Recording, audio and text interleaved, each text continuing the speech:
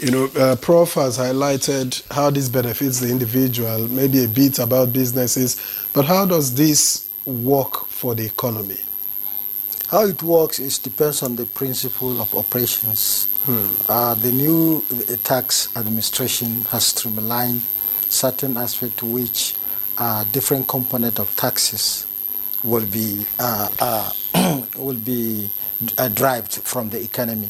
So, but what is more significant as far as this is concerned is the issue of not tax administration, but the issue of joint tax board and its own operations. That is where the problem will arise, and that is where a problem will be solved, and that is where the contribution to the economy will be more pronounced, based on the fact that the entire principle of the concept of tax reform is to review certain fundamentals, derivation, and attributions which remain very significant as far as political coordination and economic coordination of the economy is concerned.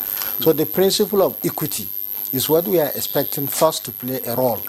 The second, which is also very important, is the principle of the growth of the population, because anywhere tax is paid by individuals, and the secondly is paid by corporate organizations. That is why the CIP, company income tax, that is now reviewed, the principle was so outdated from 1961.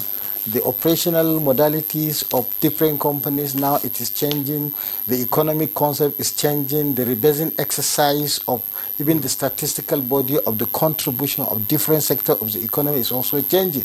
Now, if you go to, for instance, the financial market, you now realize that previously, if a tax is imposed on transaction of your bank, you realize that certain components are not included presently. So there is important to understand how it's going to work and how the economy is working and the gains that is coming out from the working of the new tax administration. In addition, one aspect which I personally don't want to dodge is the principle of equity in this tax administration. Professor has spoke about the tax relief on certain categories of individuals' income, probably pay as you earn. So putting all these components, if you are to impose, to be more diligent on what is called equity, you realize that value-added tax, which every consumer pays, whether rich or poor, there should be consideration of exempted product for the economy to enjoy the drives benefit of those goods and services.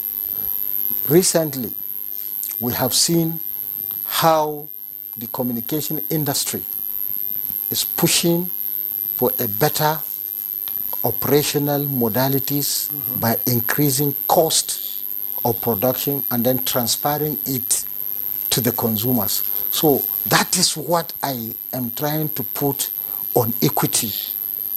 Whereas the companies has to exist to pay their company income tax and other component of tax, consumers are the driving factors to the success of all these operational modalities and cost effectiveness of these industries.